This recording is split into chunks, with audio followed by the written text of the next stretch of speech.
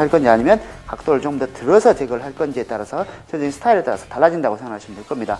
이 스타일 같은 경우는 전체적인 안정적인 느낌을 많이 주고 네이프에서 모발이 뜨는 걸 방지하기 위해서 각도를 낮춘 상태에서 질감 처리가 들어가야 효과적입니다. 자, 그래서 모발 상태에서 일직선, 거의 일직선상으로 들어가서 가위가 뿌리 부분을 그대로 잘라주신다고 생각하고 그대로 자른 상태에서 빠지시면 될 겁니다.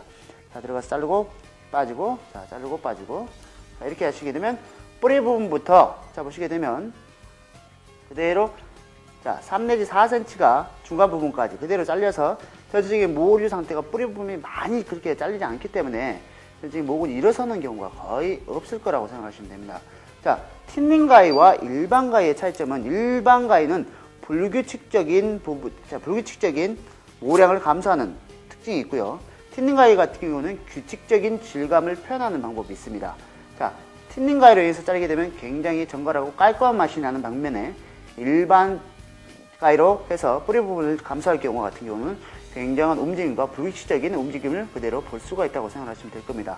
보통 이제 네이프 처리할 경우에는 보통 펌이라든지 우리가 일반적인 약간 클래식한 머리를 표현할 때는 보통 일반 가위보다는 숟가위를 이용해서 그대로 표현하는 방식이 많이 쓰신다고 생각하시면 되고요. 자, 여기서는 그대로 각도를 낮춰서 지금 들어가는 방법을 쓰고 있습니다. 자, 보시게 되면 제가 평소에 이제 들어가는 속도들은 한 이 정도 속도로 해서 머리를 잘라주시는데요. 그대로 천천히 슬로우 모션을 보게 되면 그대로 패널과 가위가 일직선으로 들어가서 뿌리를 그대로 각도를 낮춘 상태에서 그대로 뿌리를 완전히 닫고 그 다음에 빠져서 자르신다고 생각하시면 됩니다.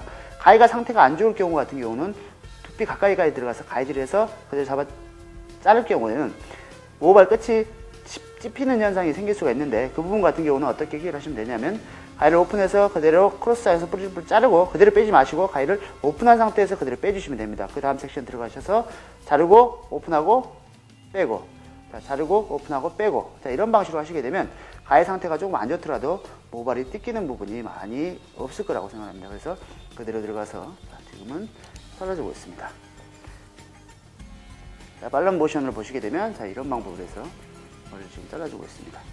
가위가 잘 들게 되면 이렇게 빨려도 전혀 문제가 생기지 않습니다. 자, 그래서 틴닝 가위를 해서 규칙적인 질감과 불규칙적인 질감이 같이 공존할 수 있도록 그렇게 사용하시는 부분도 괜찮고요. 보시게 되면 왼쪽과 오른쪽 그래도 상태가 조금은 틀릴 겁니다. 지금 보시게 되면 이쪽 같은 경우는 중간중간에 약간 자세히 보시게 되면 중간중간에 호흡 상태가 파여 있습니다. 이거는 일반 가위로 했기 때문에 이쪽 같은 경우는 텍스처, 끝부분을 그대로 왁스 처리하는데 그런 부분에 굉장히 효과적으로 디테일하게 표현할 수가 있고요.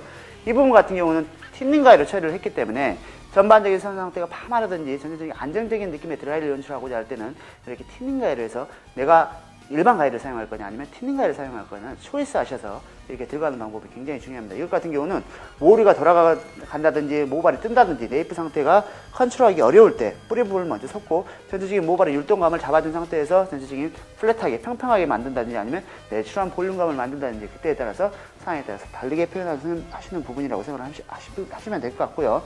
모발이 젖은 상태에서도 할 수가 있고 모발이 마른 상태에서도 할 수가 있습니다.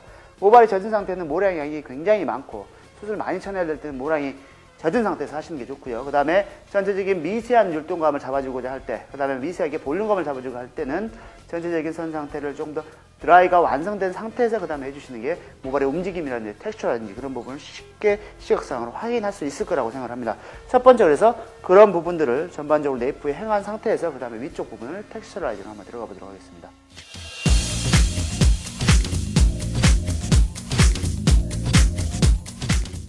자, 이제 네이프의 선 상태가 지금 뿌리 부분을 컨트롤하는 부분이 끝났습니다. 끝부분을 질감 처리를 하지 않았는데도 굉장히 타이트하게 붙고 모리 상태가 자국이 전혀 생기지 않습니다. 자, 그 다음에 이제 미들 부분을 한번 들어가 보도록 하겠습니다. 미들 부분은 내가 스타일링, 피니싱을 어떻게 할 거냐에 따라서 질감 처리가 조금 달라지는 부분에 대해서 설명해 드리도록 하겠습니다. 자, 중간 부분 같은 경우 위쪽 부분보다 조금 더 짧습니다. 하지만은 네이프 부분하고는 조금 더 틀린 영상을 지금 잘라놨기 때문에 자, 그대로 보시게 되면 자, 위쪽 부분과 밑에 부분이 좀 틀립니다. 자, 그대로 위쪽 부분은 내 머리가 아니라고 생각을 하시고 그냥 버려버리시면 됩니다. 나중에 좀 질감 처리 할 겁니다. 자, 이 부분 상태에서 자, 두 가지 방법으로 우리가 초이스를 줄 수 있는데요. 자, 모발 상태 일직선으로 이렇게 들어가서 자르는 딥패럴러 포인트 커트와 그 다음에 모발 상태의 방향성을 제시하는 슬라이싱을 그대로 두 가지를 들 수가 있습니다. 자, 슬라이싱 같은 경우는 전체적인 끝부분에 모량의 방향성을 제시하기 때문에 인으로 들어가는 머리, 쉽게 얘기해서 드라이를 해서 안으로 들어가서 볼륨을 살려야 하는 머리에서는 슬라이싱이 굉장히 효과적입니다. 하지만은 이 머리를 왁스를 사용해서 전체적으로 텍스처, 움직임, 이렇게 왼쪽이나 오른쪽으로 왁스를 발라서 처리하는 머리에서는 지금 두 번째 방법인 디패러러 포인트 커트가 훨씬 더 효과적이라는 걸 말씀드리고 싶습니다. 보통 이제 슬라이싱 하게 되면 두 가지 방법을 많이 쓰는데요. 방향성을 제시하는 슬라이싱 또는 일직선으로 보내는 슬라이싱인데, 여기서는 모발의 끝부분을 손상을 좀 방지를 하기 위해서 자, 슬라이싱보다는 디패러럴 포인트 커트 쪽, 그러니까 뒤쪽에서 앞쪽 방향으로 들어가서 자, 이런 식으로 해서 질감을 처리하는 방법을 사용해서 끝부분의 텍스처를 지금 강조하는 방법이라고 생각하시면 될 겁니다. 자, 쉽습니다. 간단히 설명하겠습니다. C자냐? 자, C자의 형상으로 그대로 들어갈 것이냐? 자, 이런 방법으로. 아니면 일직선으로 이런 방법 또는 이렇게 들어갈 거냐를 선택해 주시면 됩니다. 일직선으로 표현하게 되면 전체적인 움직임이 상하 좌우로 움직이는 컨셉이라고 생각하시면 되고요.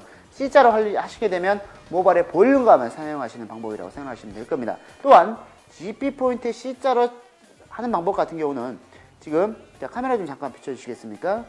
내가 크라운 부분에 볼륨을 살리고자 하는 부분에서 그대로 C자로 들어가서 그대로 가이드를 C자로 오픈하게 되면 여기가 굉장한 볼륨이 쉽게 살 수가 있습니다. 그래서 볼륨감을 살 때는 항상 C자의 부분을 많이 사용하신다고 생각하시면 되고, 그 다음에 모발의 텍스처를 강조하는 부분에서는 그대로 일직선으로 들어가거나 또는 모발이 안쪽에서 바깥쪽으로 일직선으로 질감을 처리하는 방법을 사용하신다고 생각하시면 될 겁니다. 그래서 어떤 제품을 사용해서 스타일링을 완성할 건지에 따라서 내가 슬라이싱을 쓸 건지 C자로 진행을 할 건지 그 다음에 일자로 진행할 건지를 선택해 주시면 됩니다. 이 방법뿐만이 아니고 우리가 같은 슬라이싱 방법도 모발이 긴 상태에서 일직선으로 가서 자를 건지 아니면